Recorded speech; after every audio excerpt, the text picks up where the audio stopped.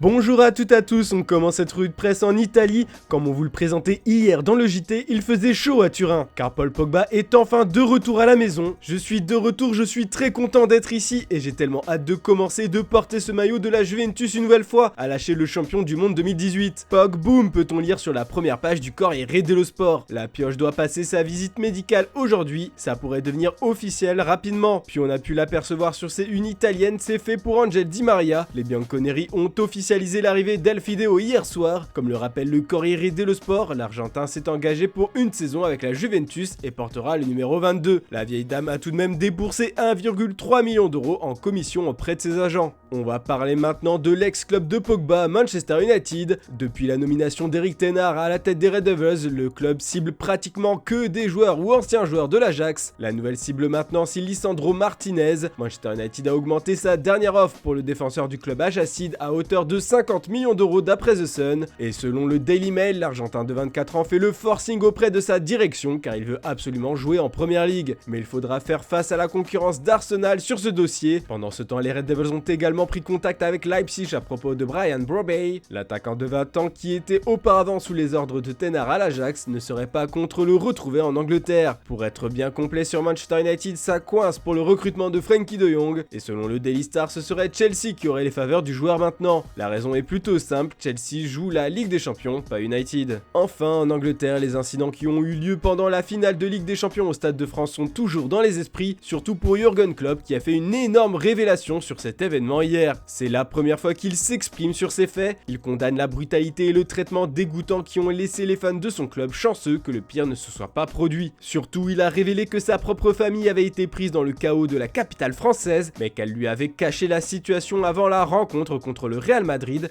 pour lui permettre de se concentrer sur le match. Clairement pour l'Allemand, une catastrophe comme ça ne doit plus jamais se reproduire. On va reparler un peu plus du mercato maintenant, ça fait un moment qu'on parle de Rafinha au FC Barcelone comme remplaçant d'Ousmane Dembélé. Pour le journal catalan Sport, il ne reste plus qu'un point à régler pour son transfert. Les négociations entre Leeds United et le Barça sont déjà entrées dans leur phase finale. Le Barça a présenté à l'équipe d'Elland Road ce qu'il considère comme sa dernière offre, il s'agit de 55 millions d'euros. L'Ori Verde devrait débarquer en Catalogne lundi, mais le Barça croit toujours au retour d'Ousmane Dembélé libre de tout contrat depuis 9 jours. Comme on peut le lire dans Mundo Deportivo, l'ailier français et le club se sont enfin mis d'accord pour un nouveau contrat. Dembou signerait jusqu'en juin 2024 et aurait le même salaire qu'Ansu Fati avec une baisse de 40% par rapport à celui qu'il touchait avant. Cette décision pourrait bloquer le transfert de Rafinha, quoique comme le rapporte Sport ce matin, Dembélé pourrait partir en Serie A. En effet, son agent a été aperçu dans les bureaux de l'Inter Milan, mais bon, le journal s'emballe peut-être un peu trop. En effet, l'agent du français représente aussi le défenseur central Dan Axel Zagadou, un joueur qui est pisté par le club italien. Puis ça y est, Clément Lenglet quitte la Catalogne, c'est officiel, il part en prêt à Tottenham. Ce matin au Portugal, c'est un autre joueur du Barça qui fait les gros titres. Normal, Francisco Trincao est tout proche de devenir un joueur du Sporting. Comme on peut le lire dans le quotidien Record, les Lions vont débourser 10 millions d'euros pour l'attaquant portugais de Barcelone. En ce qui concerne le salaire, le joueur a accepté de revoir ses ambitions à la baisse, mais attention, le club catalan aura toujours une certaine possession du joueur. En effet, Abola nous explique ce matin que le club a fixé une clause de rachat estimée à près de 15 millions d'euros, un montant qui pourra évoluer au fil des années. À Trincao de faire rapidement ses preuves maintenant s'il veut retrouver le maillot des Blaugrana. On termine ce tour en France et plus précisément à Marseille. Depuis la nomination d'Igor Tudor à la tête du club phocéen, les dirigeants de l'OM ont dû totalement repenser leurs objectifs sur le mercato. Pour la Provence, l'option Dries Mertens n'a jamais été évoquée. Par contre, pour le quotidien, Memphis Depay serait une nouvelle possibilité pour renforcer l'attaque, à moins que Milik se remotive comme l'annonce le journal français, ce qui annulerait la dernière piste. Puis comme le rapporte l'équipe ce matin, la priorité des phocéens actuellement c'est renforcer le couloir gauche. La piste la plus chaude selon le journal c'est de nouveau Nuno Tavares, le latéral gauche d'Arsenal. Selon nos informations, le club phocéen a formulé une offre de prêt avec option d'achat pour le joueur de 22 ans. Voilà, c'est tout pour ce samedi. Comme d'habitude, on se retrouve demain matin pour une nouvelle revue de presse. Bonne journée à toutes et à tous.